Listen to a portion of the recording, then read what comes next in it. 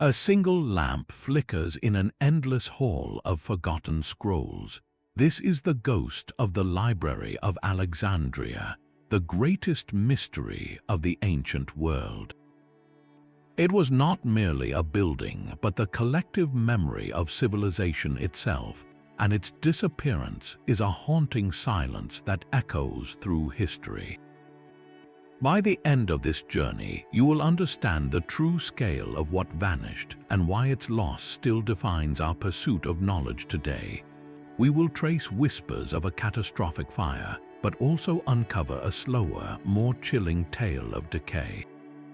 What secrets died with those scrolls, and what single event finally erased them from the earth? What does it feel like to stand in the presence of a ghost made of paper and ideas? This ghost of a library was born from a king's radical dream. In the early 3rd century before the Common Era, Ptolemy I Soter, a former general of Alexander the Great, established a new capital in Egypt. He was not content to merely rule a kingdom. He wanted to command the world of ideas. His vision, later perfected by his son Ptolemy II Philadelphus, was breathtaking in its ambition to gather every single written work from every known culture under one roof. The goal was nothing less than a universal library, a complete archive of human thought. They called this institution the Mouseion, the Shrine of the Muses, and it was far more than a quiet hall for scrolls. It was a vibrant research center, the ancient world's first true university. Scholars were given salaries, lodging, and meals to live and work there, free to debate, experiment, and write. But why here? Why Alexandria? The city was a brand new crossroads, a strategic port where Greek, Egyptian, Persian, and other cultures collided. By becoming the undisputed center of global knowledge, the Ptolemaic dynasty aimed to legitimize its power, to prove that the true successor to Alexander's empire was not the one with the largest army, but the one with the greatest mind. They sought to make Alexandria the brain of the world, and for this, they needed every book that brain could possibly think. To achieve this impossible dream of collecting every book, the Ptolemies built a monument worthy of its purpose. The library was the crown jewel of the royal quarter, a sprawling complex of palaces and gardens overlooking the bustling harbor. While no definitive blueprints survive, ancient descriptions allow us to reconstruct its likely splendor. Picture long, sun-drenched colonnades, their stone pillars cool to the touch, lining quiet courtyards where scholars could walk and talk. Inside, the air would have carried the scent of papyrus, cedar oil, and ink. Endless rows of labeled shelves called nidhai held the precious scrolls, each one a hand-copied treasure. There were dedicated lecture halls for public debates, private studies for solitary work, and even botanical gardens for the study of medicinal plants. Above an entrance, a phrase was carved that captured its mission perfectly: the place of the cure of the soul. This was not hyperbole. In a world of political strife and fleeting mortal concerns, the library offered a sanctuary for the eternal human spirit, a hospital for curiosity itself. Its influence was so vast that a second, smaller collection was established across the city at the Grand Temple of Serapis, the Serapeum. This daughter library served the public, making knowledge more accessible beyond the royal precinct's walls. To stand in these halls was to stand at the very center of the known universe, surrounded by the quiet, physical weight of human genius. It was a tangible, magnificent reality. And that is what makes its vanishing an act of violence against the physical world, not just against ideas. To fill these endless shelves, the Ptolemies enacted a policy of knowledge acquisition so aggressive it bordered on piracy. A royal decree commanded that every ship docking in Alexandria's legendary harbor be searched, not for contraband but for books. Any scroll found was immediately confiscated and taken to the library. Scribes would then work in a frenzy to produce a perfect copy. The original, often of superior quality, was added to the royal collection, while the fresh copy was politely returned to the bewildered ship's owner. This was state-sponsored intellectual confiscation on an industrial scale. all justified by the king's insatiable hunger for completeness. The most famous and perhaps most audacious example of this involved the very foundation of Greek culture. The library desperately wanted the official, authoritative texts of the great Athenian playwrights like Sophocles and Euripides. These were guarded in Athens like national treasures.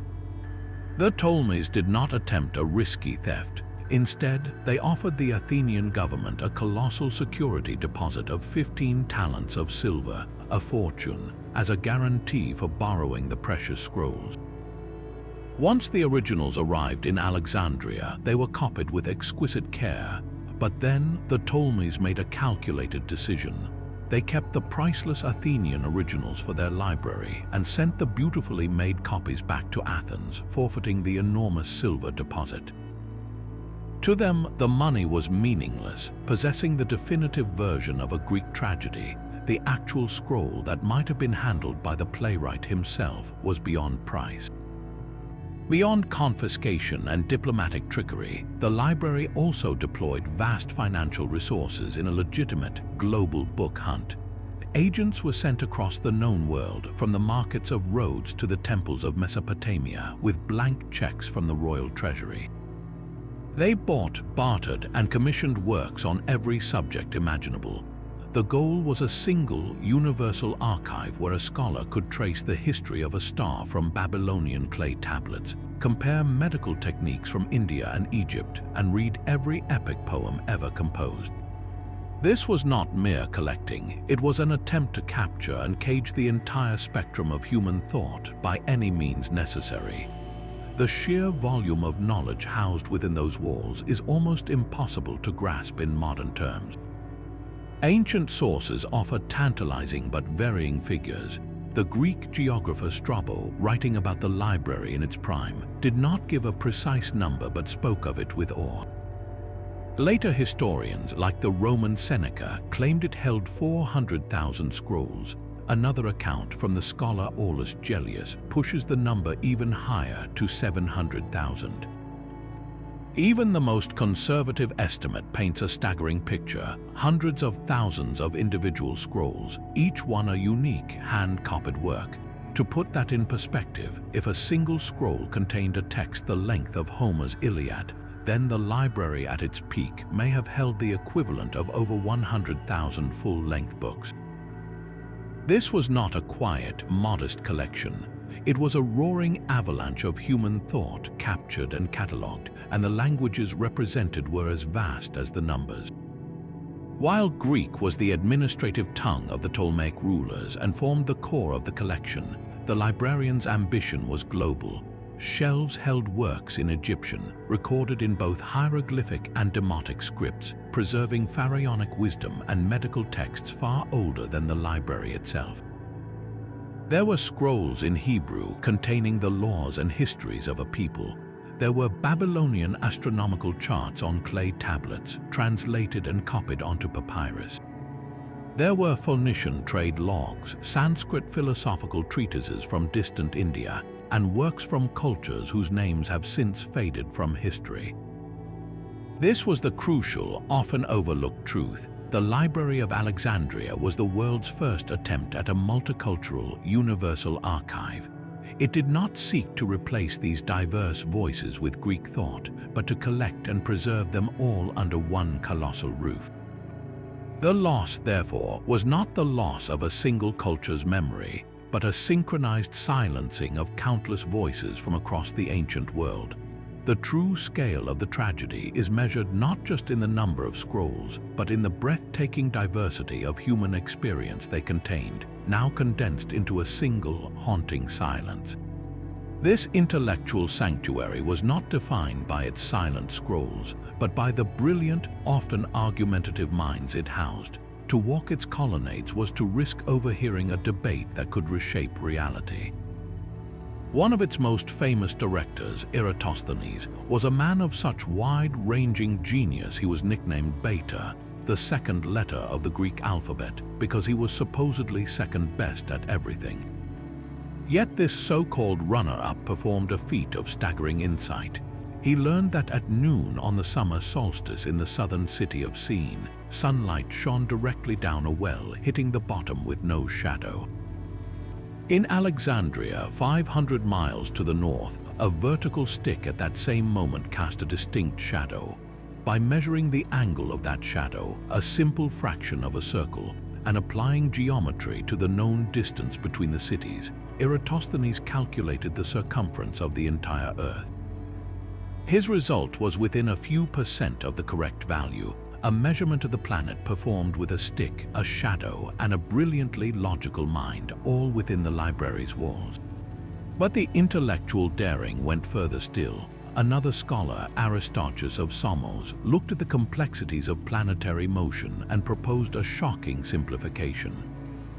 He suggested that the Sun, not the Earth, was the fixed center of the cosmos, with our planet spinning on its axis and revolving around it. This heliocentric model was a radical leap, dismissed by most contemporaries as absurd. Yet the very fact that such a revolutionary idea could be proposed, debated, and recorded there speaks to the library's unique climate. It was a place where the fundamental rules of the universe were not just studied but openly questioned. The same fearless inquiry extended to the most intimate frontier, the human body. In rooms far removed from the philosophical debates, the physician Herophilus conducted pioneering anatomical research. With royal support, he was permitted to perform dissections and possibly even vivisections on human cadavers, a practice forbidden in most of the Greek world. This direct observation allowed him to make foundational discoveries. He distinguished nerves from tendons, described the anatomy of the eye, and identified the brain, not the heart, as the seat of intelligence. His work, meticulously recorded on papyrus, laid the very groundwork for Western medicine.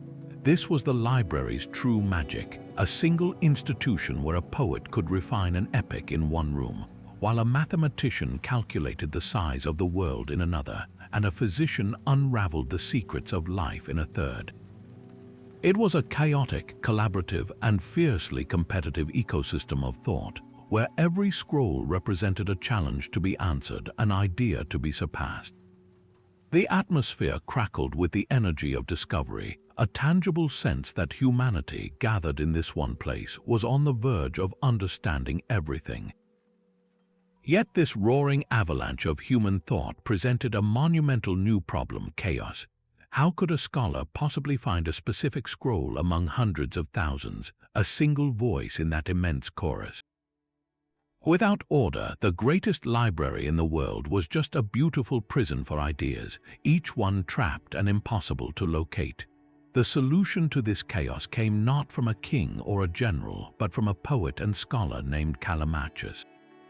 His creation, born from sheer necessity, would become one of the library's most profound and lasting legacies. He devised a system called the Pinakes, a word that simply means tables. But this modest name belied its revolutionary nature. The Pinakes was in essence the world's first true library database, a comprehensive catalog designed to map the entire universe of knowledge held within those walls. Callimachus understood that to be useful, information had to be retrievable. His system was elegantly logical. He did not just list scrolls by title. He organized them into broad subject categories, much like the sections of a modern library, dividing works into epic poetry, tragedy, history, philosophy, medicine, and law. Within each category, he then listed every author alphabetically, a simple yet groundbreaking innovation. For each author, he included a brief biographical note, a list of their authenticated works, and even the opening words of each text to prevent confusion between scrolls with similar titles. Think of the sheer physical and mental labor this required.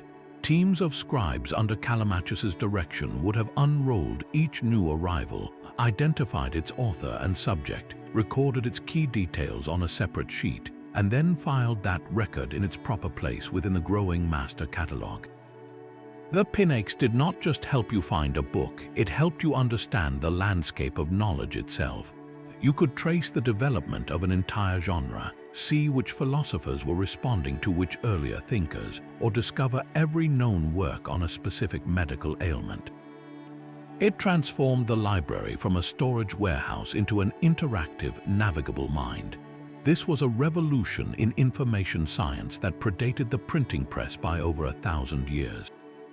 The quiet work of cataloging, the act of making knowledge findable, was perhaps the most important scholarship of all, for it gave purpose to the entire magnificent collection. Without the Pinakes, the library's greatest treasures might have been lost simply because no one could remember where they were put. The logical order of the Pinakes could not protect the scrolls from the chaos of history. For all its intellectual firepower, the library stood in a city that was a prize for empires, and its fate would become entangled with the ambitions of Rome. The first major blow is said to have arrived not with a conqueror's deliberate strike, but as a tragic accident of war. In the year 48 before the Common Era, the Roman general Julius Caesar was trapped in Alexandria. He was embroiled in a civil war within the Egyptian royal family, supporting the young queen Cleopatra VII against her brother Ptolemy XIII. Outnumbered and with his forces pinned down near the harbor, Caesar made a desperate tactical decision. To prevent the Egyptian fleet from being used against him, he ordered his men to set fire to the enemy ships.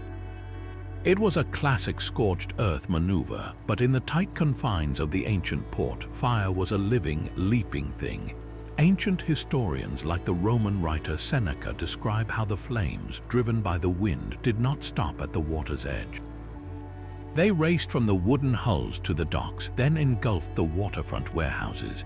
And it was in these warehouses, according to several accounts, that a great number of scrolls were stored, possibly overflow from the main library collection. The image is horrifyingly vivid, the greatest archive of human knowledge, built over centuries, beginning to burn because of a single military order in a foreign power struggle. The parchment and papyrus would have provided perfect fuel, turning wisdom into ash and smoke that drifted over the city Caesar was trying to hold, but how much was actually lost? This is where the historical debate ignites. Some ancient sources, like the later historian Aulus Gellius, call it a catastrophic loss, the incineration of 400,000 scrolls. Others, like the geographer Strabo, who visited Alexandria just a few decades later, still writes of the library as a functioning, magnificent institution. The truth likely lies in the middle. The fire probably did not reach the main library building itself, nestled safely within the royal palaces, but the dockside warehouses were almost certainly destroyed, and with them a significant portion of the collection, perhaps tens of thousands of irreplaceable scrolls. It was a devastating wound, but not yet a mortal one. The library survived, wounded and diminished, but its heart still beat. This event sets the crucial pattern for its ultimate fate. The greatest threats were rarely a single apocalyptic inferno, but a series of blows, each one bleeding the collection dry, each one making the ghost in the hall a little fainter. The fire in the harbor was a warning, a crack in the foundation. But the true enemy of the library was not a sudden blaze. It was the slow, relentless drip of time and shifting power. For the next few centuries, the great institution did not vanish in a dramatic flash. It faded, like a vibrant mural exposed to the desert sun. The Ptolemaic dynasty that had nurtured it with such obsessive care was itself in decline, riven by internal family squabbles and increasing weakness. Royal patronage, the lifeblood that paid for scholars, scribes, and book-hunting expeditions, began to dry up. The kings and queens of Egypt had more pressing concerns than funding astronomical observations or copying obscure philosophical texts. They were fighting for their very survival against the rising superpower of Rome. As Rome's shadow lengthened across the Mediterranean, it began to eclipse Alexandria not just militarily but intellectually. Ambitious Roman aristocrats saw the value in Greek learning and started building their own great private libraries, creating a new market for scholars and original texts. The brightest minds, always in search of support and opportunity, began to drift toward Rome and other centers of patronage. Why labor in a library whose funding was growing uncertain when a wealthy Roman senator would pay handsomely for a tutor or a commissioned history? The brain drain had begun, a quiet exodus of the very human capital that gave the library its purpose. Then came the looting, not by barbarian hordes, but by civilized conquerors who appreciated exactly what they were taking. In the final wars of the Roman Republic, Mark Antony is said to have made a grand, romantic gesture to Cleopatra. According to the historian Plutarch, Antony raided the great library at Pergamum, a rival to Alexandria, and gifted its entire collection of 200,000 scrolls to the Egyptian queen to replenish her own library's losses.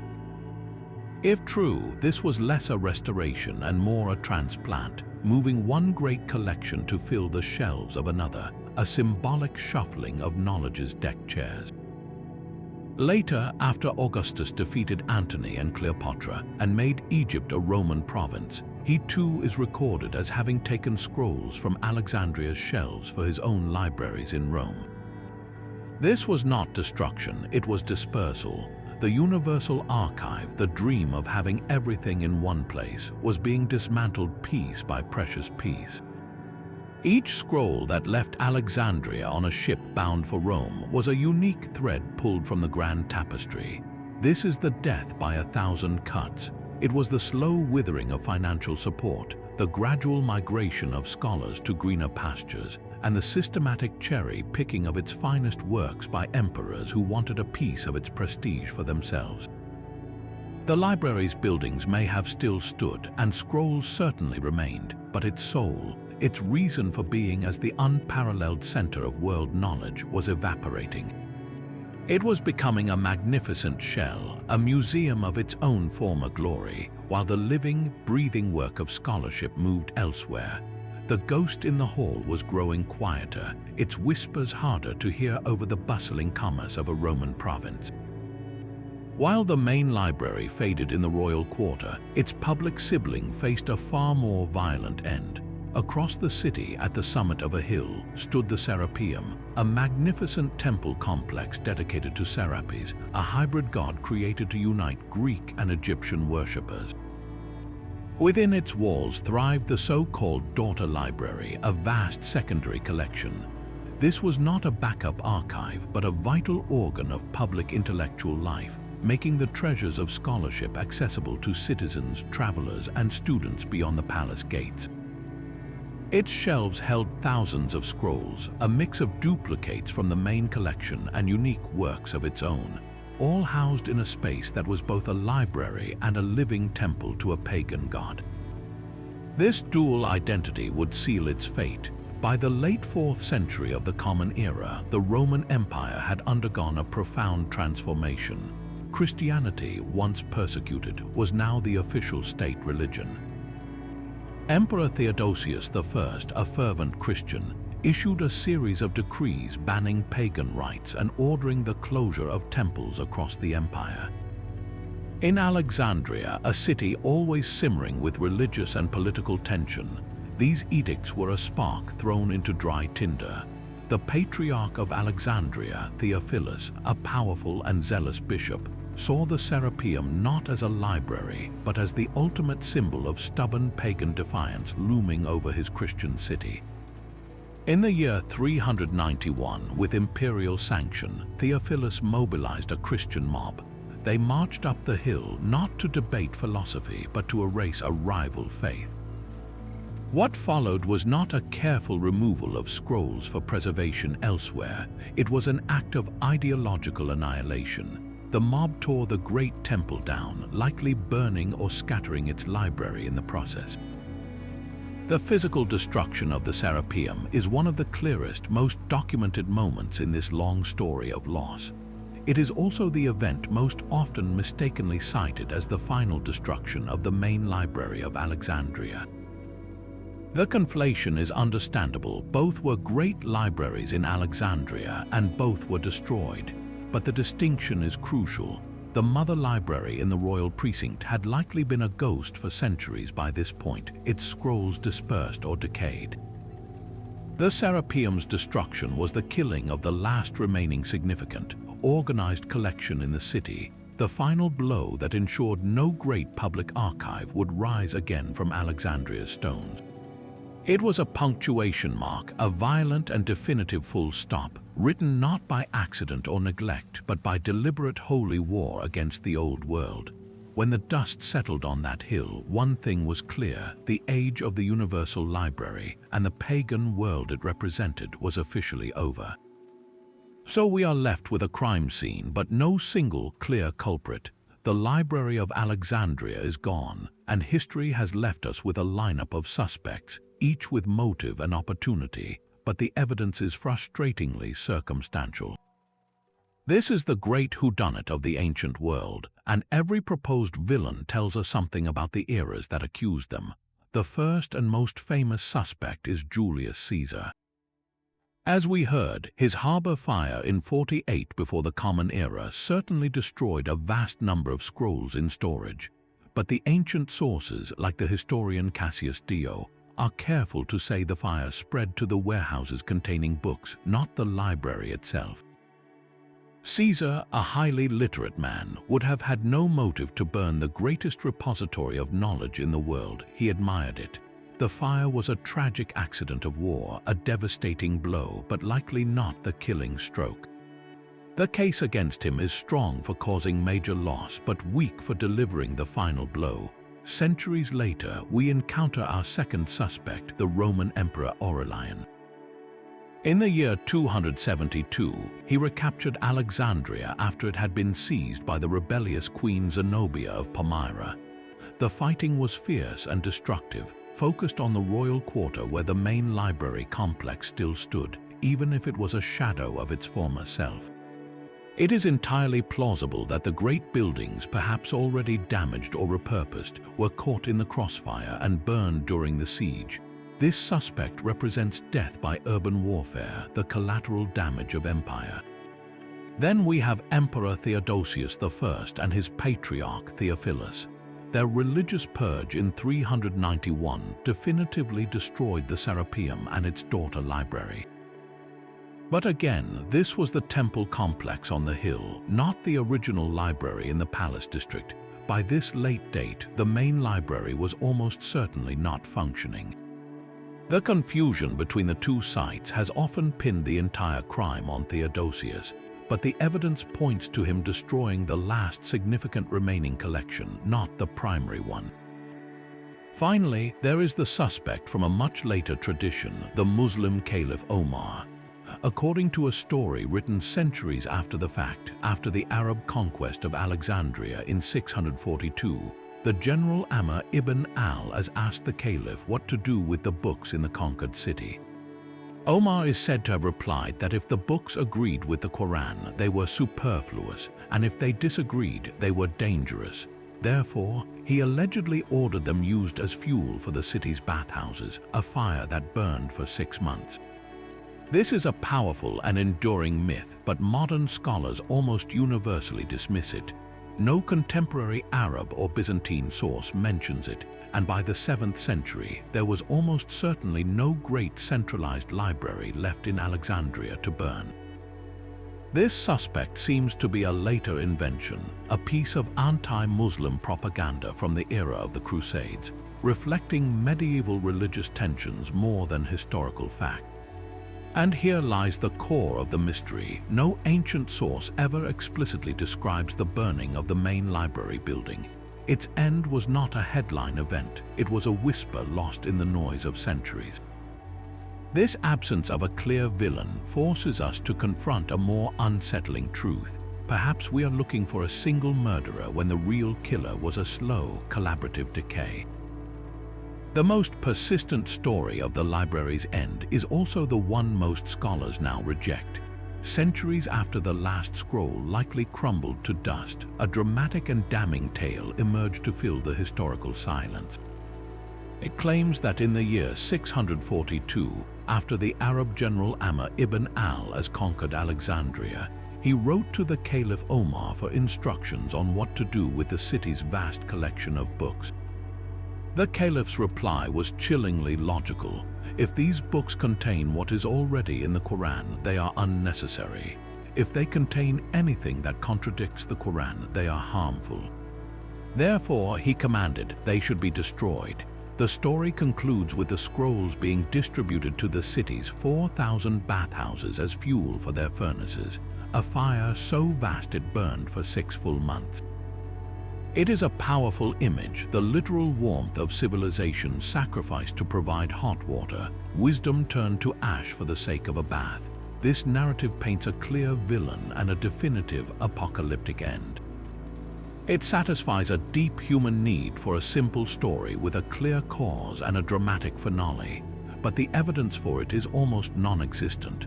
The first known telling of this tale does not appear until the 13th century, over 600 years after the supposed event. It was recorded by a Christian bishop and historian known as Bar Hebraeus, writing in what is now Syria. He was not an eyewitness, nor was he drawing from contemporary Arab or Byzantine accounts of the conquest. No source from the 7th, 8th, 9th, or 10th centuries from any culture involved mentions the burning of a great library. This silence is deafening. Such a monumental act of cultural destruction would have been a major event noted by chroniclers on all sides, either as a triumph or a tragedy. Its absence from the historical record for 6 centuries is the strongest argument that it simply did not happen. So why did Bar Hebraeus write it? His world was one of crusades and profound religious conflict between Christianity and Islam. His story served a potent purpose for his Christian audience. It framed the Muslim conquerors not just as political adversaries, but as barbaric destroyers of knowledge itself. It painted the Caliph as an enemy of reason, a man who would burn the legacy of Aristotle and Plato rather than engage with it. This myth provided a powerful foundational narrative for the cultural and intellectual rivalry of the medieval world. It persists today not because of historical fact, but because of narrative power. It offers a clean, moral lesson and a singular, hateable villain, which is always more satisfying than the messy, slow decay of neglect, dispersal, and accidental fire that likely characterized the library's true end. The Omar myth endures because we prefer a spectacular crime to a quiet death from 1,000 causes. It allows us to point a finger across centuries, to blame a culture or a creed, rather than confront the unsettling truth that sometimes great things simply fade away, victim not to malice but to indifference, shifting priorities, and the relentless erosion of time. Focusing on the number of scrolls misses the true horror of the loss.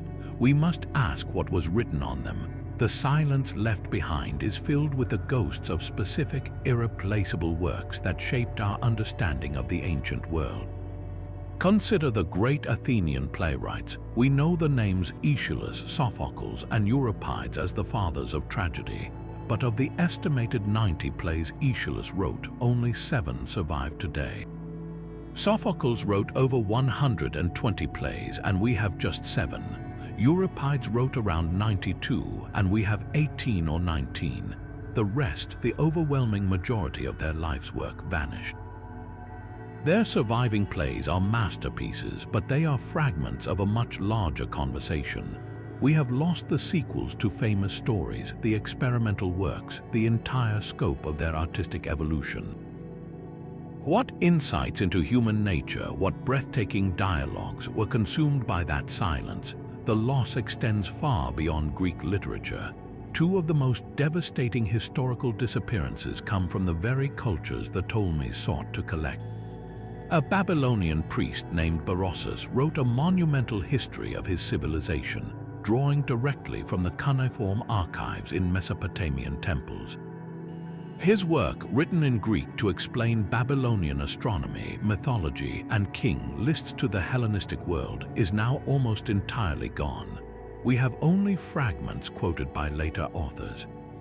Similarly, an Egyptian priest named Manetho compiled a comprehensive history of the pharaohs, organizing them into the dynasties we still use today.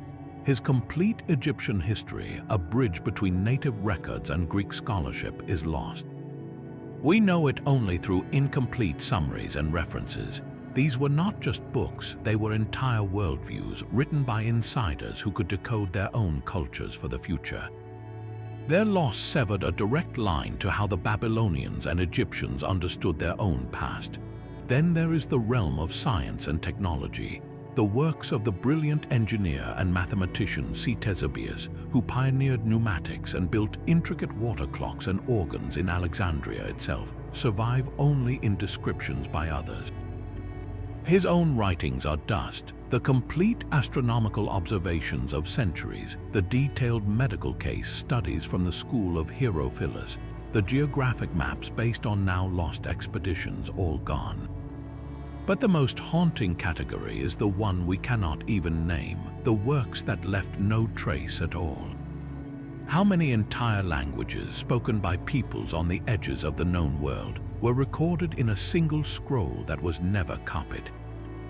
What philosophical schools or religious movements flourished, debated, and died, leaving their ideas only in that archive?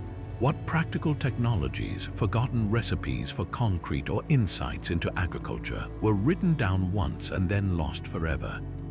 The library did not just house known masterpieces, it guarded the only copies of works whose very titles are forgotten.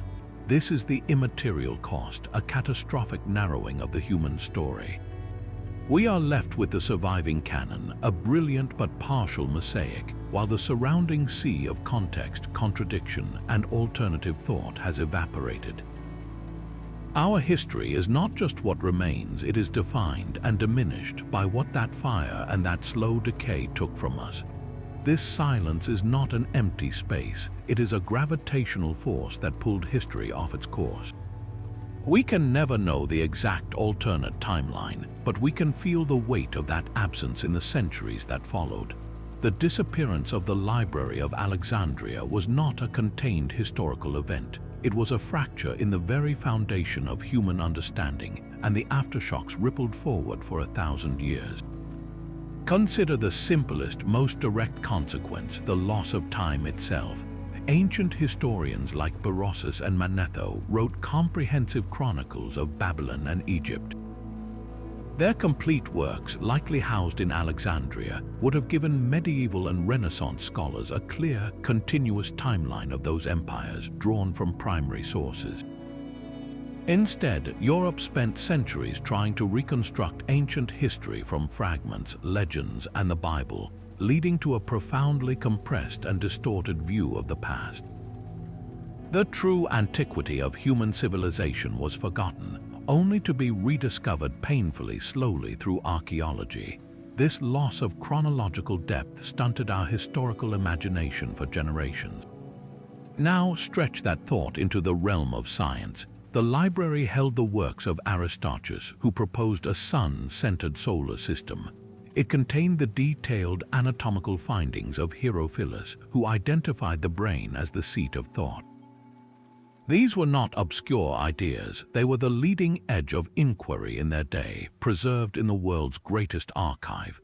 Imagine if those texts and the critical debates surrounding them had remained continuously accessible, copied and studied through the Roman era and into the Middle Ages. The geocentric model of Ptolemy, which placed Earth at the center of everything, might not have gone unchallenged for so long. The notion of dissecting the human body to understand disease might not have been lost and later condemned as heresy. The intellectual framework for a scientific revolution was already being built in Alexandria. Its loss meant that foundational concepts had to be painfully rediscovered or reinvented more than a millennium later.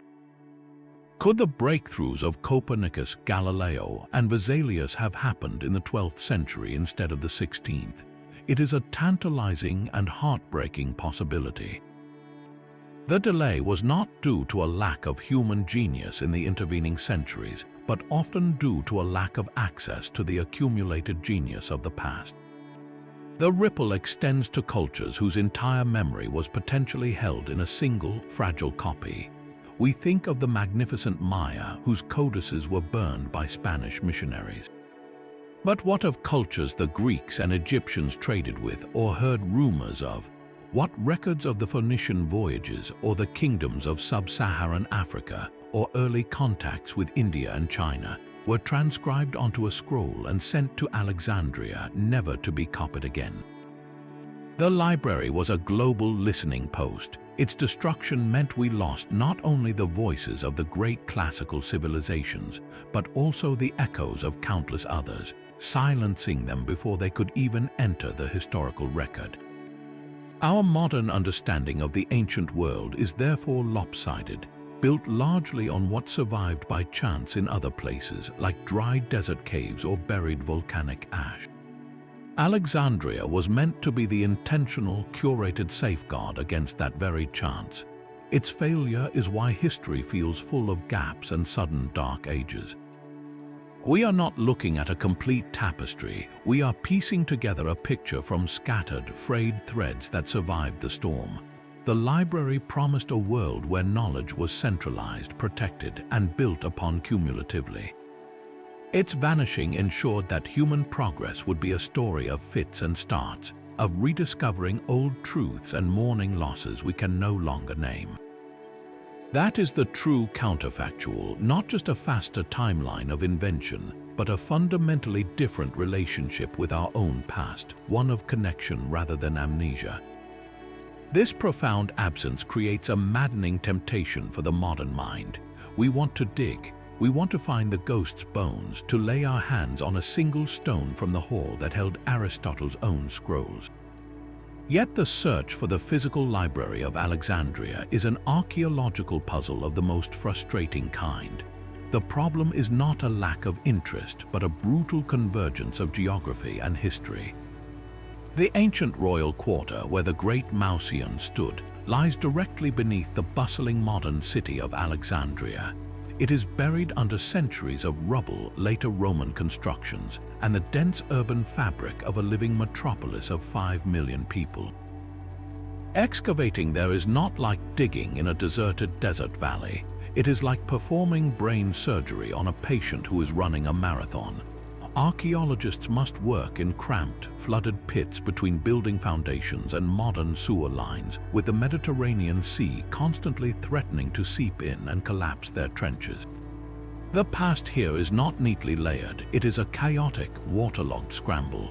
For decades, this seemed to guarantee that the library would remain a purely literary phantom, a place we could describe but never point to on a map.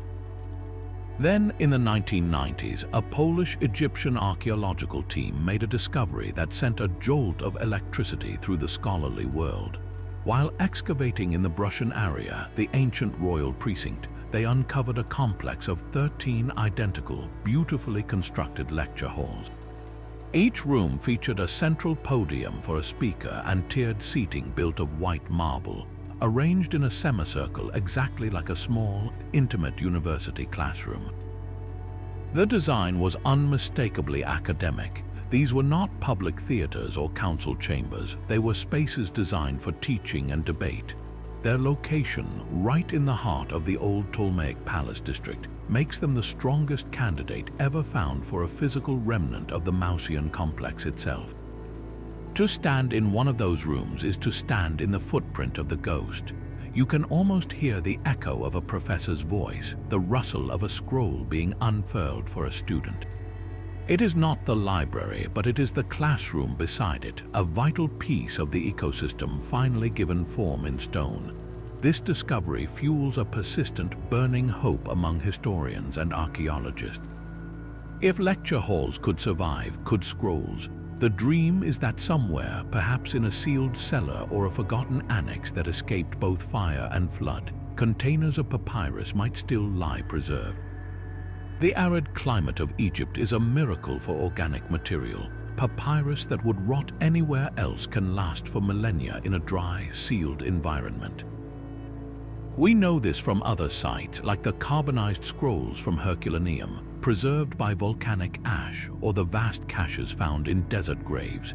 The hope is that a similar trove, a sealed room or a dry well used as a geniza, a storage place for worn-out texts, might still await discovery beneath Alexandria's streets. It would be the ultimate time capsule, a direct line back to the voices we thought were silenced forever. Every new excavation in the city's ancient quarters is conducted with this quiet prayer. They sift through the mud not just for pottery or coins, but for the faint, carbonized trace of a papyrus scroll, for the clay seal of a jar that might have held a library's last treasures. The search continues, a patient, gritty dialogue with the earth, driven by the belief that the greatest library in history might yet have one last scroll to read. The ghost of the library endures because it speaks to a fear buried deep within our modern age. We have built our own version of Alexandria, a digital universe where all human knowledge is supposedly a click away. The internet is our global Mouseion, an endless, borderless archive growing by the second. Yet this comparison reveals a haunting paradox. The ancient librarians faced a physical limit. They could only collect what their ships could carry and their scribes could copy. Our digital collection has no such bound. It expands exponentially into a vast, chaotic ocean of data. But with that scale comes a new kind of fragility. A papyrus scroll stored correctly can last for thousands of years. A hard drive, a server farm, a social media platform, these are shockingly ephemeral. File formats become obsolete, websites vanish, digital storage degrades. We face a silent, continuous decay far more pervasive than a single fire. The Library of Alexandria's physical destruction mirrors our own anxiety about digital dark ages, where entire decades of creative work, personal history, and cultural record could vanish not with a bang, but with a corrupted file or a discontinued service. Our drive to collect everything has never been stronger, yet our ability to preserve it for the long term feels more uncertain than ever. We are the new Ptolemies, commanding a fleet of algorithms to gather the world's knowledge, only to store it in a palace made of sand. This is why the library transcends history to become a powerful cultural icon. It appears not just in textbooks but in our stories. In films, it is the ultimate lost treasure, a repository of forbidden secrets that could change the world. In video games, it is a labyrinthine dungeon filled with ancient lore and powerful artifacts. In novels, it is the melancholy setting where scholars mourn a golden age. These portrayals are never just about books, they are about the human condition itself. The library symbolizes our collective ambition to understand the universe and our terrifying vulnerability in the face of time and chaos. It is the archetype of the perfect, complete memory we strive for and inevitably lose. This is echoed in endeavors like the Voyager Golden Record, launched into interstellar space in 1977. That phonograph record, carrying sounds and images of Earth, is a tiny, hopeful library of Alexandria cast into the cosmic ocean. It is an attempt to shout our existence into the void, to preserve a fragment of who we are against the ultimate silence. It is the same impulse that filled the scroll shelves, a desperate, beautiful act against oblivion. Ultimately, the ghost of Alexandria captivates us because it is a mirror. Its story forces a question we often avoid: what are we truly building to last? The Ptolemies believed they were constructing an eternal vault, but they learned that stone crumbles and papyrus burns. We believe in the cloud, in silicon, in the permanence of the network. The library's fate whispers that no archive is final, no preservation method is perfect. The drive to collect is innate, but the act of remembering is a constant, active struggle. It requires more than storage, it requires care, translation, and repeated choice. Every time we migrate data to a new format, back up a hard drive, or teach a forgotten skill, we are fighting the same silent battle the Alexandrian librarians lost. We are tending a flame that has been passed down through centuries, a flame that once illuminated those long, silent halls.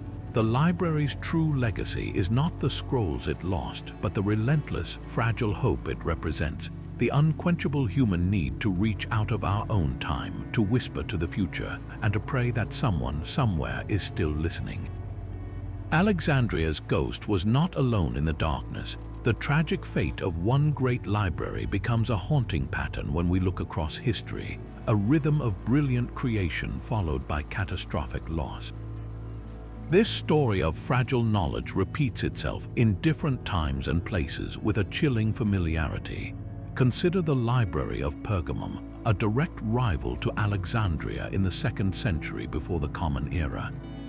Built by the Attalid kings in what is now Turkey, it grew so formidable that the Ptolemies in Egypt, according to legend, halted papyrus exports to stifle its growth. The Pergamenes responded not with surrender, but with innovation. They perfected the use of treated animal skins, creating a new, durable writing material named for their city, parchment. This library was a center of scholarship in its own right, but its story ends in the same quiet dispersal we saw in Alexandria. After the kingdom was bequeathed to Rome, much of its collection was moved, some of it possibly gifted by Mark Antony to Cleopatra. The building itself was eventually repurposed, its scrolls scattered, and its memory absorbed into the larger narrative of Roman conquest. The pattern is clear. A center of learning rises, thrives, and then is dismantled, its physical form erased by political change. Centuries later and further east, another library faced a more dramatic and definitive end. The Imperial Library of Constantinople, founded in the 4th century of the Common Era, stood as the great treasury of the Byzantine Empire for nearly 1,000 years. It preserved countless ancient Greek and Roman texts through the European Middle Ages, acting as a vital bridge between antiquity and the Renaissance.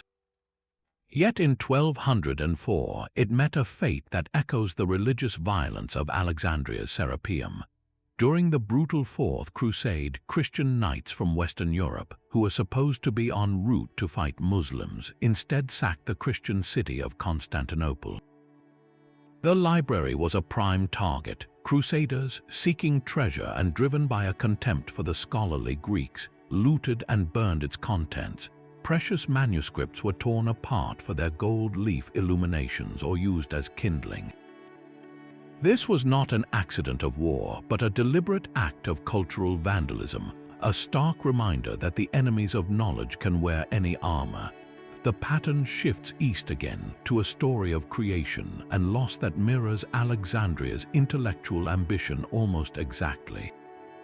In 8th century Baghdad, the Abbasid caliphs established the House of Wisdom, a vast academy and translation center.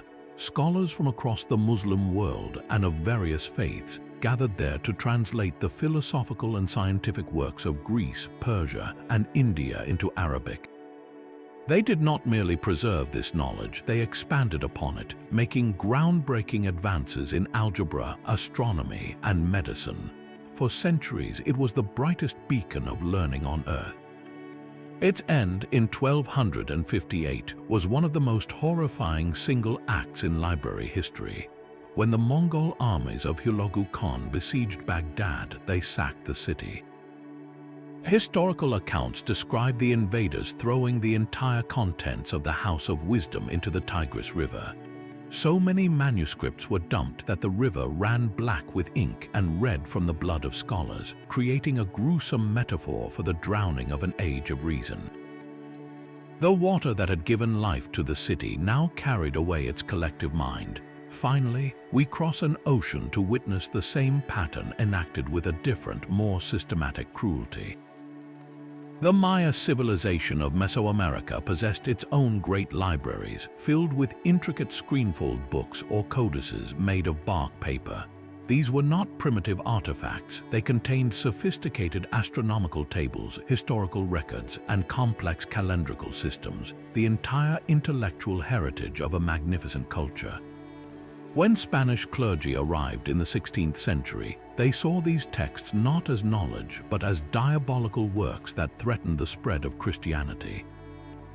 In acts like the infamous auto da fe ordered by Bishop Diego de Landa in 1562, thousands of these unique codices were publicly burned. Only a handful survived, hidden away or sent to Europe as curiosities. The loss was so complete that modern scholars are still struggling to decipher the Maya script. piecing together a civilization from the fragments it left on stone monuments. The burning of the Maya codices was a targeted ideological purge, a deliberate decision to erase a competing worldview. When we place Alexandria alongside Pergamum, Constantinople, Baghdad, and the Maya world, a devastating truth emerges. The loss of the Great Library was not a singular, freak tragedy. It was part of a recurring human cycle. A society reaches a peak of stability and curiosity, invests its wealth and genius into building a repository for understanding, and for a glorious moment it shines. Then, whether through conquest, religious zeal, shifting politics, or simple neglect, the walls are breached and the light is snuffed out. Each of these libraries was a universe contained within a room, and each universe was extinguished. This pattern tells us that the preservation of knowledge is never a passive act. It is a fragile, continuous struggle against the entropy of history. We build our Alexandrias, our houses of wisdom, always hoping that this time we have built them to last. But history whispers that every library, no matter how great, carries within it the seed of its own silence. Our drive to rebuild what was lost has never truly ceased. That ancient dream of a universal library, of gathering every written word under one roof, has found its most powerful expression not in stone or papyrus, but in silicon and light. We are living in the age of a new Alexandria, a digital one rising from the ashes of its predecessor. This modern quest is led by visionaries who would feel a kinship with Ptolemy I, ambitious projects like the Google Books Library Project and the Internet Archive. Their goal is breathtaking in its simplicity and its scale: to digitize every book ever published, every website ever created, every piece of our cultural record, and make it freely available to anyone, anywhere. It is the Ptolemaic dream, but now the ships are scanners, the scribes are algorithms, and the harbor is the global internet. The Google Books project, launched in 2004, began with a seemingly impossible mission: to scan every page of every book in the world's great research libraries. Imagine robotic arms turning pages with gentle puffs of air, high-resolution cameras capturing every character, and optical character recognition software transforming images into searchable text. The aim was to create a comprehensive, full-text searchable index of humanity's printed knowledge, a card catalog for the entire world. The Internet Archive, founded earlier in 1996, took a different but parallel path. It seeks to preserve the digital present for the future, acting as a time machine for the web. Its teams of digital librarians, called crawlers, constantly snapshot websites, saving every page, every image, every link before they change or vanish forever. They have also scanned millions of books, recorded television news, and archived software. Together, these endeavors represent the most ambitious act of collection since the Ptolemies sent their agents across the known world with blank checks. The dream is the same: completeness. The method is utterly new. Yet with this new power comes a new set of profound challenges. The very nature of digital preservation is fraught with fragility. A papyrus scroll in a dry jar could survive for millennia. A digital file, however, faces a host of silent enemies. File formats become obsolete, trapped on media like floppy disks that no modern computer can read. The hardware and software needed to open a document from just 20 years ago may already be gone. Data corruption can silently erase files bit by bit. And then there is the challenge of access. Who owns this new digital library? The legal and copyright battles surrounding Google Books were monumental, a modern echo of the Ptolemies confiscating scrolls from ships. Who has the right to digitize a book, to host it, to profit from it, or give it away? The dream of universal access clashes with the realities of intellectual property, creating a labyrinth of permissions and paywalls. Furthermore, the sheer volume of data is incomprehensible. The ancient librarians worried about filling hundreds of thousands of scroll shelves. Today's archivists must contend with zettabytes of data, a number with 21 zeros growing every second from social media posts, scientific datasets, and digital art. How do we decide what to save? Can we save everything? And if we save it, how do we ensure that someone 1,000 years from now will be able to open the file?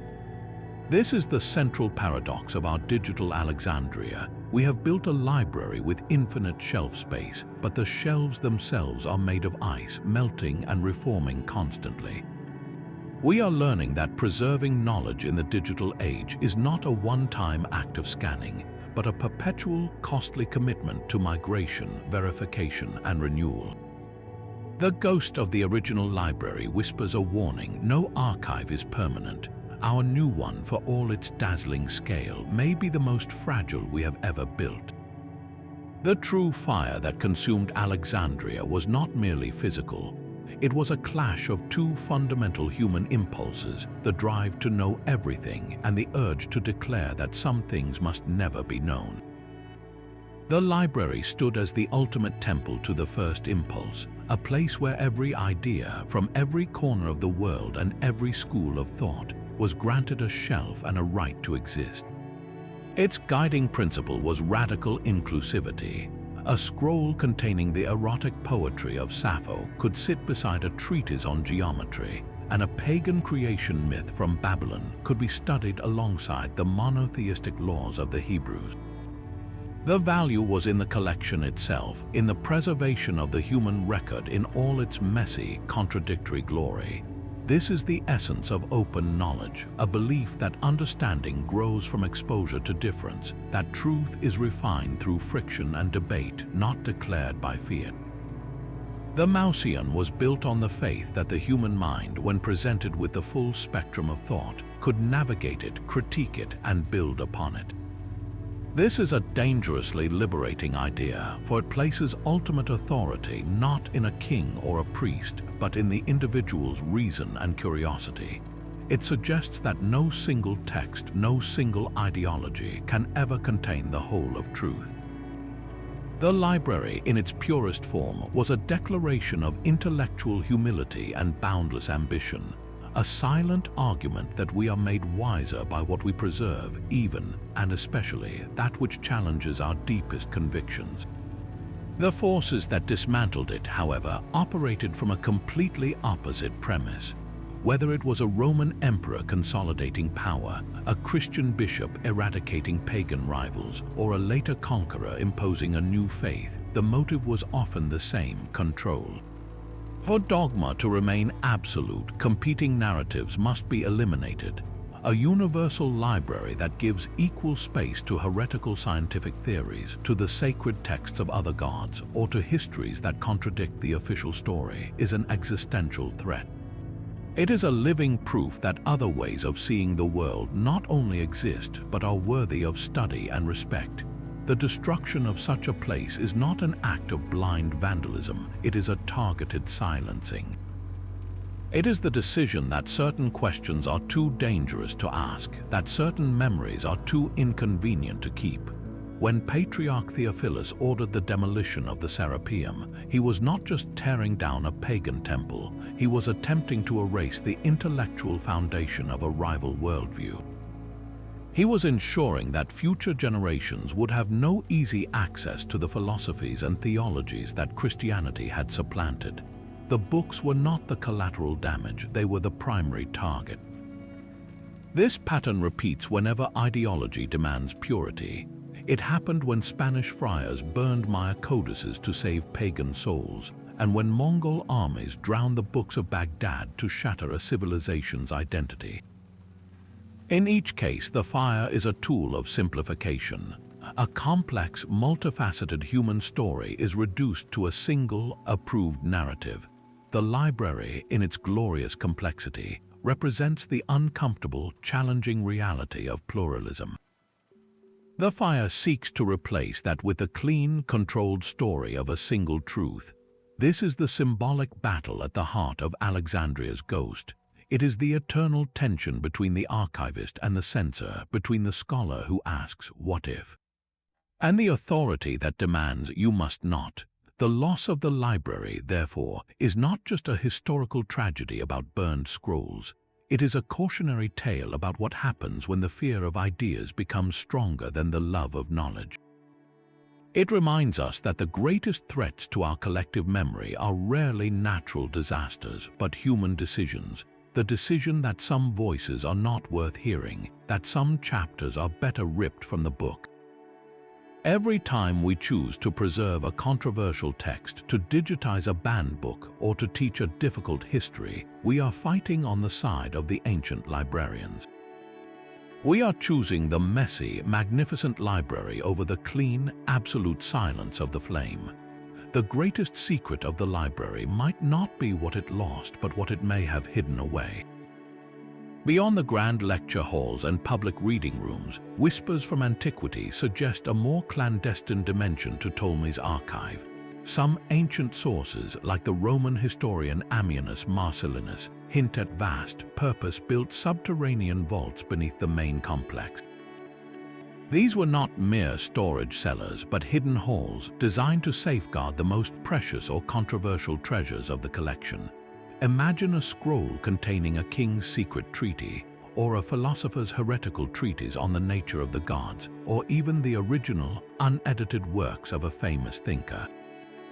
In a city rife with political intrigue and shifting religious tides, the librarians would have understood the need for a secure, secret archive. This theory transforms the library from a single magnificent building into a layered labyrinth, with its most valuable core buried deep within the earth, protected from fire, theft, and prying eyes. It suggests a final, desperate act of preservation by its last guardians. If the main halls were under threat, whether from mobs or invading soldiers, the logical move would be to seal away the irreplaceable heart of the collection. Brick up the entrance to a hidden annex, fill a dry well with carefully stored jars of scrolls, and walk away, hoping to return when the danger passed, a return that, for reasons lost to history, never happened. This possibility haunts every archaeologist who digs in Alexandria's soggy soil. They are not just looking for foundations, they are listening for echoes from a sealed chamber. Could the complete plays of Sophocles, the full history of Manetho, or Aristarchus' diagrams of a heliocentric solar system still be down there, preserved in the dry, stable darkness beneath the water table? It is a maddening thought, a ghost within the ghost. The very geography of the ancient city lends this idea a chilling plausibility. Alexandria is built on limestone, a soft stone easily carved into tunnels and chambers. We know the Ptolemies constructed elaborate underground cisterns and catacombs. Creating a secure, climate-controlled scriptorium beneath the palace grounds would have been well within their engineering capabilities. The dry, cool environment of a deep vault would, ironically, offer far better preservation for papyrus than the humid, salty air at ground level. So we are left with a haunting counter-narrative to the tale of total loss. Perhaps the fire and the looting and the slow decay only consumed the library's public face, its circulating collection. Its soul, its most guarded secrets, might have been interred in a deliberate, secret burial, a time capsule meant for a future that forgot the map. This is why the story of the Library of Alexandria never truly ends. It lives in the space between the historical record and the human desire for a second chance, a redemption for that ancient silence. Every time a new underground chamber is discovered in the city, no matter how mundane its original purpose, the same breathless question follows: is this it? Is this the hidden door? The lost library's final mystery may be that it is still waiting patiently in the dark for its readers to return. History rarely records the names of the librarians. They are the silent guardians, the hands that shelve the scrolls and snuff out the lamps. But as the long twilight settled over Alexandria, a few faces emerge from the shadows, and their stories make the loss feel human. These were not kings or conquerors, but scholars who felt the great mind of the library growing dimmer with each passing year. They would have walked the colonnades, their fingers brushing against scrolls that had not been requested in decades, feeling the weight of a dying world in the dust. What do you do when you are the caretaker of a dream that everyone else has forgotten? Some certainly tried to save what they could. We can imagine the quiet, desperate work in the final decades, perhaps under cover of night. A senior scholar, knowing a mob was gathering or a new edict was coming, would select the most precious texts from the hidden vaults. Not the popular philosophical commentaries, but the unique, the irreplaceable. The original astronomical charts, the sole surviving copy of a forgotten playwright. These would be carefully wrapped in oiled cloth, sealed in clay jars, and entrusted to a trusted student with instructions to take it north, to a monastery, or east, to a trading post, anywhere but here. Other scrolls might have been walled up in those very subterranean chambers, a secret burial performed with the hope of a future resurrection. The work of the last librarians was not about grand speeches. It was an act of quiet triage, deciding which children of the mind could be smuggled to safety and which must be left behind to an uncertain fate. They knew the decline was not a sudden event, but a creeping chill they had felt for generations. The stipends for scholars had dried up, the book budgets vanished. The vibrant debates in the lecture halls were replaced by an echoing silence, broken only by the footsteps of occasional tourists from Rome come to gawk at the relic of a bygone age. These final guardians were not just losing a library, they were witnessing the end of a 1,000-year conversation. And then there is Hypatia. She was not a librarian in any official title, but a philosopher, mathematician, and astronomer who taught in Alexandria in the early 5th century. She represents the very spirit the library was built to nurture, a brilliant mind dedicated to reason, mathematics, and open inquiry in a city increasingly torn apart by religious factionalism and street violence. Her horrific murder in the year 415, torn apart by a Christian mob incited by the Patriarch Cyril, is often seen as the symbolic final breath of the classical world the library embodied. When Hypatia fell, it was a signal that the age of the scholar, of the person who valued ideas above dogma, was no longer safe. Her death did not burn any scrolls directly, but it extinguished the kind of light that made reading them meaningful. The last librarians, whether named or anonymous, faced an impossible choice. Do you stay with the books, becoming a curator of a museum no one visits, guarding ghosts? Or do you flee, taking fragments of the past with you into an uncertain future? Their legacy is the fragile thread of continuity. Every ancient text that survived to the modern era did so because someone, somewhere, made a copy, hid a scroll, or carried a book on a dangerous journey. They are the reason we have any of the 7 surviving plays of Aeschylus or the medical texts of Galen. Their personal, often hopeless efforts created the scattered archipelago of knowledge we inherited from the drowned continent of Alexandria.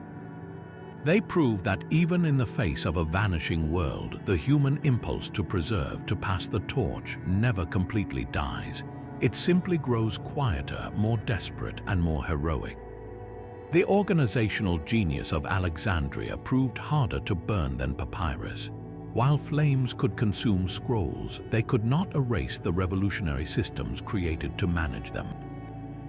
The true, enduring victory of the library lies not in the texts that were lost, but in the intellectual frameworks it invented, frameworks that became the invisible skeleton of all scholarship to follow. The most direct legacy is, of course, the library itself as an institution. Before Alexandria, great collections existed, but they were often private trophies or temple archives. The Ptolemies created a new model, a public research institution funded by the state and dedicated to the systematic expansion of knowledge. This template would echo through history, from the Imperial Library of Rome to the great monastic scriptoria of the Middle Ages, and finally to the modern public and university libraries we know today. The very idea that a society should collectively invest in preserving and providing access to knowledge for the benefit of all learners is an Alexandrian ideal. Every time you walk into a public library and find a book for free, you are walking in the long shadow of the Mouseion's colonnades, At the heart of this system was Callimachus's Pinakes, that first great catalogue. Its influence is so profound we barely notice it. Before the Pinakes, finding a specific text in a large collection was a matter of memory or luck. Callimachus introduced the radical concepts of categorization and alphabetical order, creating a map for the wilderness of information. This was the birth of information science. Every library catalogue that followed, from the handwritten indices of medieval monks to the digital search bar you use online, is a direct descendant of that first attempt to bring order to chaos. The Pinakes did more than just locate books, it contextualized them. By grouping works by genre and author, it allowed scholars to see the entire landscape of a subject, to trace intellectual lineages and identify gaps in knowledge. This systematic approach transformed scholarship from a game of hunting for fragments into a structured discipline of comparison and synthesis. This environment of organized knowledge gave rise to another foundational scholarly practice, the critical edition. In a library holding multiple copies of the same famous work, like the Iliad, scribes and scholars noticed troubling discrepancies. Different copies had different lines, alternative words, even whole passages that were missing or added. Which version was correct? Which one represented Homer's true words? The Alexandrian scholars, particularly the librarian Aristarchus of Samothrace, tackled this problem with meticulous rigor. They began comparing every available copy they could find, line by line, word by word. They noted variations in the margins, evaluated which readings made the most sense in context, and used their deep knowledge of language and history to make informed judgments. Their goal was to strip away the errors introduced by centuries of hand copying and reconstruct the text as close as possible to its original form. This painstaking process of collation, analysis, and annotation created the first critical editions. It established the principle that a text is not a fixed object, but a living tradition that requires careful, scholarly stewardship to be understood properly. Every time a modern scholar publishes a definitive edition of Shakespeare's plays, comparing quartos and folios, they are using a methodology refined in the reading rooms of Alexandria. Closely linked to this was the birth of the scholarly commentary. Simply producing a clean text was not enough. The Alexandrians realized that many works, especially older poetry or philosophical treatises, contained obscure references, archaic words, and complex allusions that would be lost on later readers. So they began writing explanatory notes or commentaries that would accompany the main text.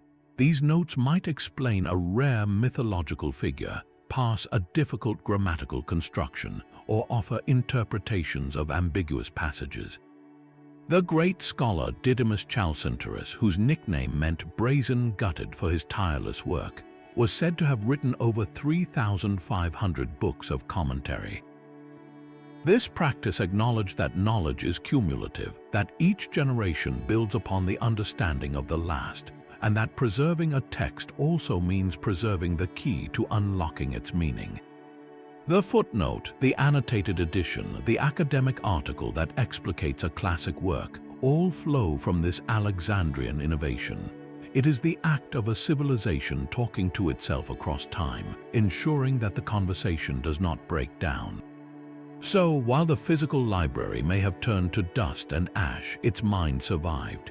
Its greatest contributions were not the answers it housed, but the questions it taught us how to ask and the tools it gave us to seek them. The dream of a universal archive may have died in the fires of the Serapeum, but the blueprint for building any archive, for organizing any collection of ideas, survived intact. We mourn the scrolls we can never read, but we use every single day the intellectual machinery that was forged to read them. The ghost of Alexandria, therefore, does not only haunt us as a symbol of loss.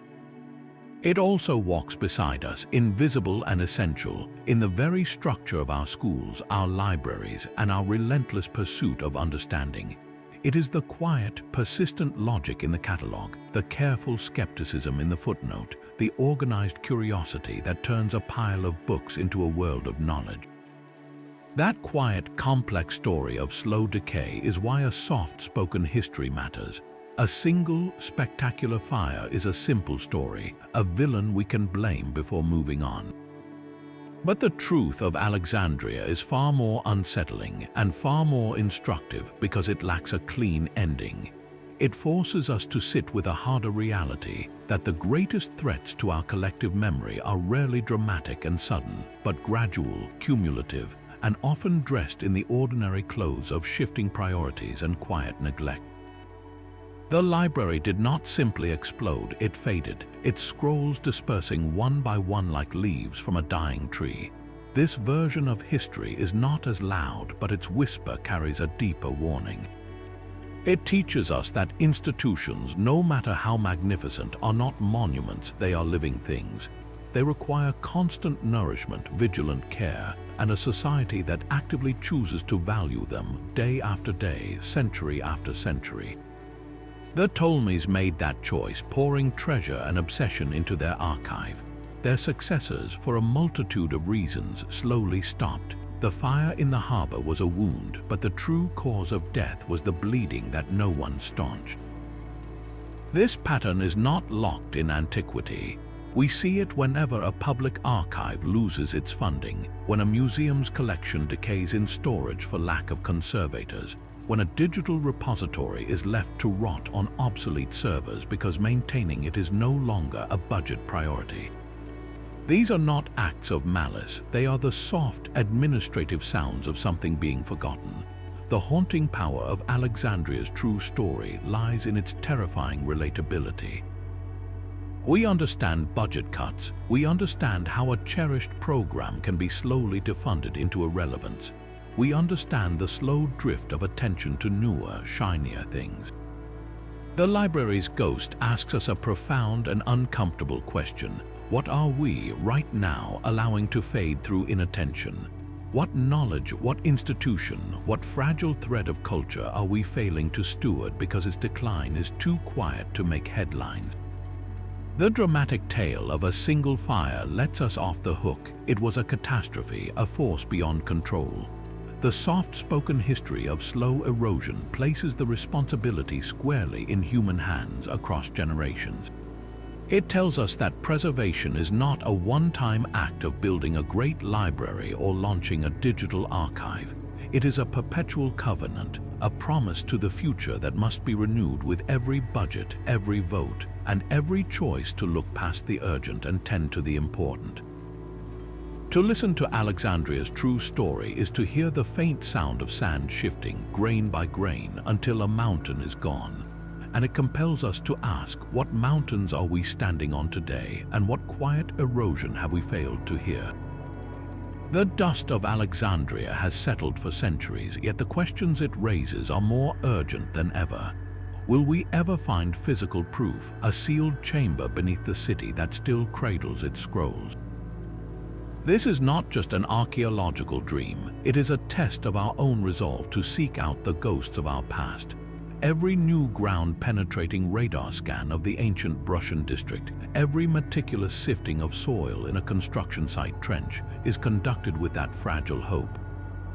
The discovery of the lecture halls proved that stone can survive, so why not the scrolls? The search continues, a patient dialogue with the earth, driven by the belief that the greatest library in history might yet have one last story to tell.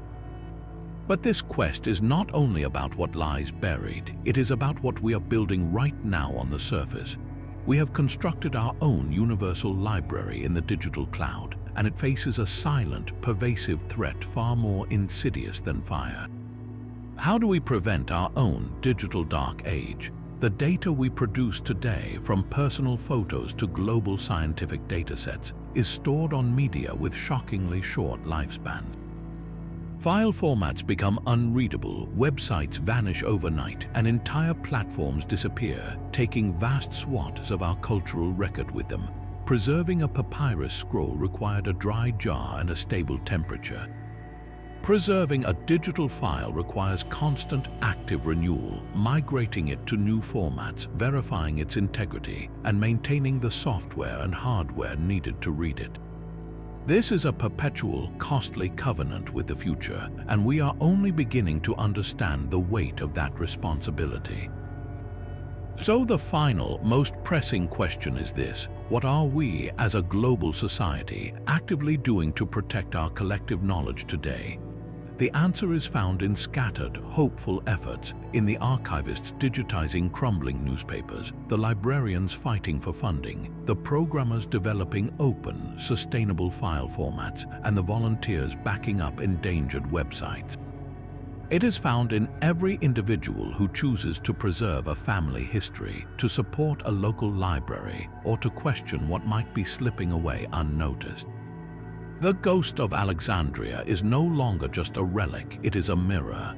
It shows us that the work of memory is never finished. It is a choice we make every single day, to look past the immediate and tend to the eternal, to be the guardians our own age so desperately needs. The library's true legacy is not the silence it left behind, but the unwavering human conversation it started. A conversation about what we value enough to save, and who we hope to become when the next generation asks what we left for them in the light. From a king's dream of a universal mind to the ghostly silence of its halls, the Library of Alexandria's story is a map of human ambition itself. We began with a single, flickering lamp in an endless hall, a symbol for the greatest mystery of the ancient world. We traced its birth from Ptolemy's radical vision to gather every written thought, its life as a roaring ecosystem of genius where the circumference of the earth was measured and the brain identified as the seat of reason. We felt the heat of the harbor fire, witnessed the slow dispersal of its scrolls to Rome, and stood in the ruins of the Serapeum as religious fervor tore down the last great collection. We met the suspects, from Caesar's accident to the myth of Caliph Omar, and learned that the true culprit was likely a slow, collaborative decay, a death by 1,000 cuts of neglect, shifting power, and quiet indifference. We counted the cost in lost plays, drowned histories, and silenced scientific revolutions, and saw how its ghost shaped our very concept of a library, a catalogue, and a footnote. This journey reveals that Alexandria was never just about scrolls and shelves. Its true, enduring legacy is the pattern it etched into history, the eternal human cycle of building repositories of understanding, and the fragile, constant struggle to protect them from the entropy of time and ideology.